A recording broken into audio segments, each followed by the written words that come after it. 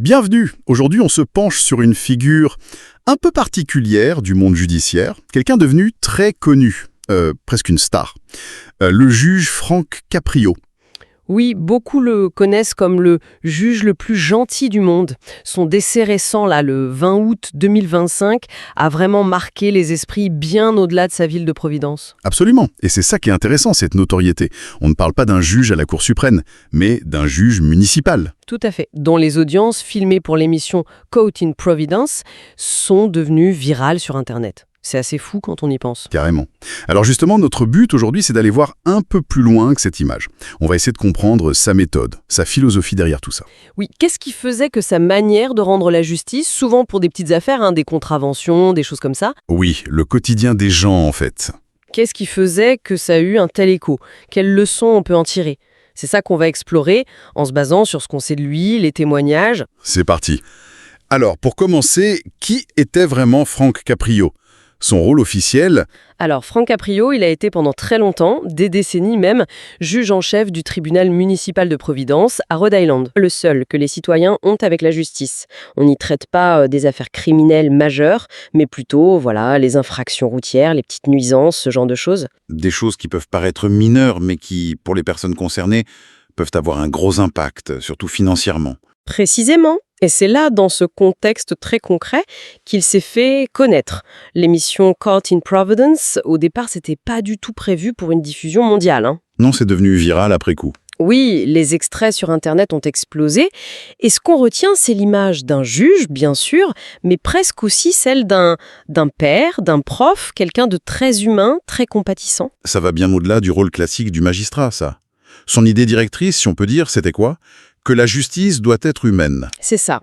Équitable, juste, bien sûr, mais aussi profondément humaine et bienveillante. C'était vraiment son fil rouge. Et comment ça se traduisait dans ses audiences au jour le jour ? On a des exemples ? Ben oui, et c'est là qu'on voit sa méthode. On peut identifier plusieurs piliers importants. Le premier, et peut-être le plus connu, c'est la place qu'il donnait à la compassion. La compassion, c'est pas le premier mot qui vient à l'esprit quand on pense à un tribunal.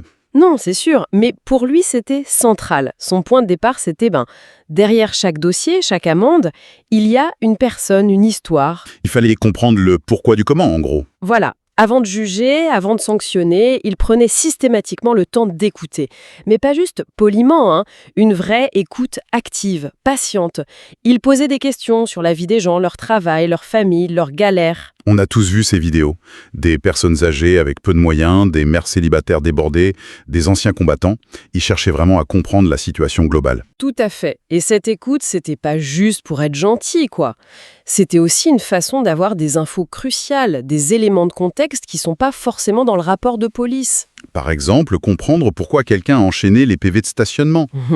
Oui, parce qu'il devait aller voir son enfant malade à l'hôpital en urgence. Ça change tout, évidemment, sur la perception de l'infraction. Mais alors, cette approche très personnelle, très au cas par cas, est-ce que ça ne risquait pas de créer des inégalités, deux poids deux mesures? Comment il gérait ça par rapport à la loi qui doit être la même pour tous? C'est une excellente question, et elle est légitime. D'après ce qu'on comprend, son but n'était pas de contourner la loi, mais de l'appliquer avec intelligence, avec discernement. En utilisant une certaine flexibilité. Exactement. Dans beaucoup de ces petites infractions, le juge a une marge de manœuvre. Et lui, il utilisait cette marge en fonction de la situation complète de la personne. Est-ce qu'elle peut payer? Quel impact l'amende va avoir? Est-ce qu'elle a des antécédents? Est-ce qu'elle semble sincère? Donc, pas une application aveugle de la règle. Non. Il cherchait la solution la plus juste dans ce cas précis, tout en restant dans le cadre légal. Pour lui, la vraie équité, c'était parfois ça, une justice adaptée. Et ça nous amène à un autre point important. Sa vision de la loi elle-même. Il refusait de la voir comme un truc abstrait, froid. Il parlait d'une loi à visage humain. Oui, absolument. La loi, pour lui, c'était pas juste un code et des sanctions. C'était d'abord et avant tout des vies humaines. Elle devait servir les gens, la communauté. Et ça se ressentait dans l'atmosphère de son tribunal, apparemment. Ah oui, c'est ce que beaucoup disent. Il a réussi à transformer ce lieu, souvent intimidant, froid, Oui, on n'y va pas de gaieté de cœur en général. en un espace où, oui, on entendait la loi, mais on pouvait aussi sentir de l'empathie, de l'espoir.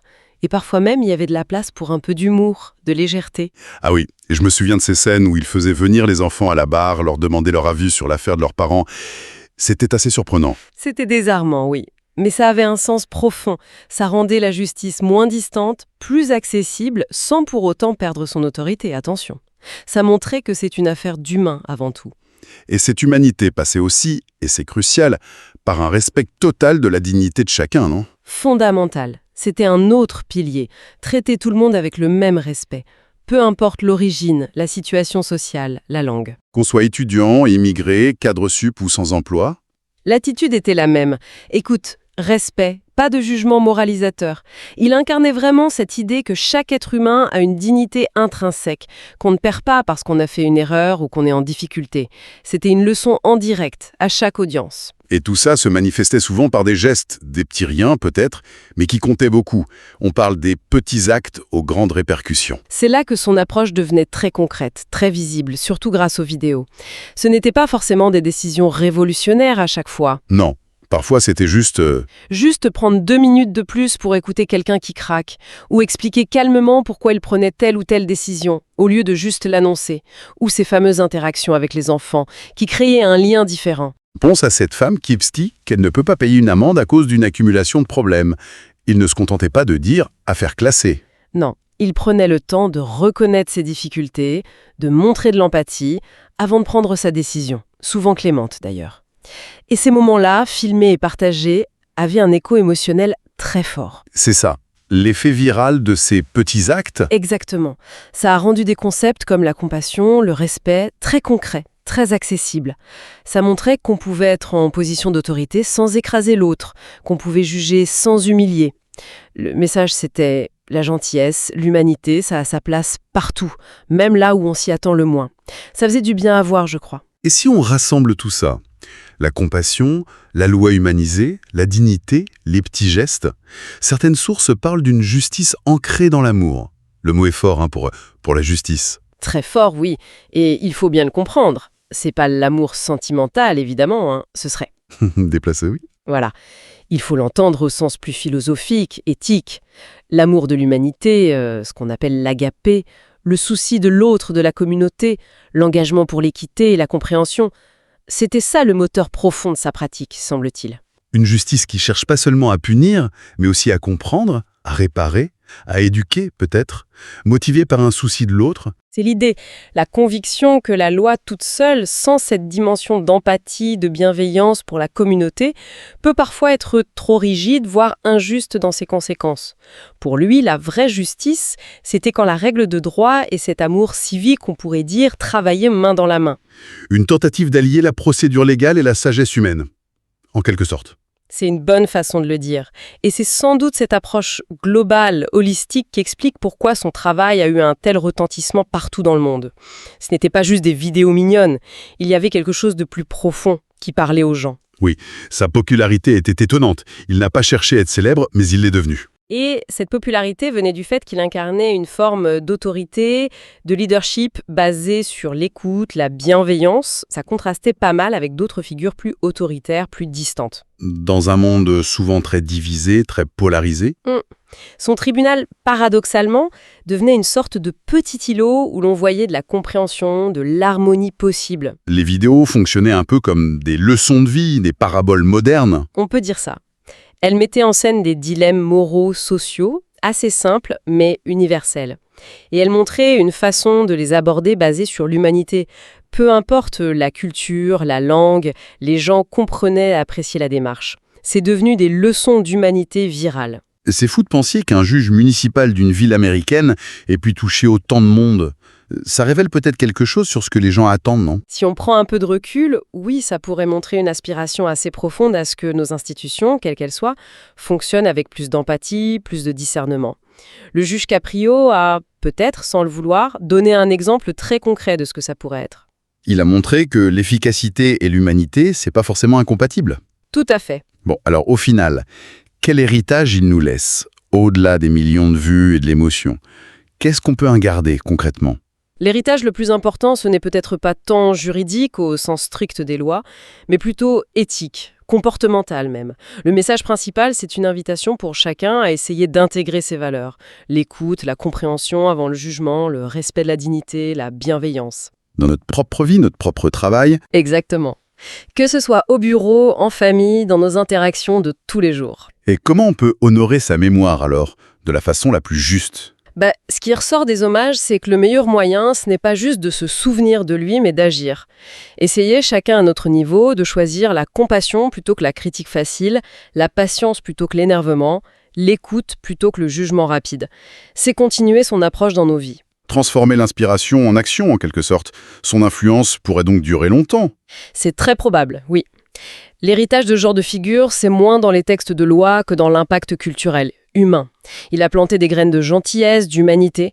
Elles continueront de pousser chez tous ceux qui ont été touchés par son exemple. Son histoire restera, je pense, une référence pour ceux qui cherchent à allier la rigueur et le cœur. Donc, pour résumer un peu notre discussion, le juge Caprio, c'était une approche très singulière de la justice, ancrée dans un tribunal local, mais avec des principes universels. Oui, il a montré qu'on pouvait appliquer la loi tout en étant profondément humain, en mettant l'écoute, la dignité, la compassion au centre. Et ça a donné une image différente, plus accessible, plus positive peut-être, de la justice, qui a touché énormément de monde. Il a rappelé une chose simple mais essentielle.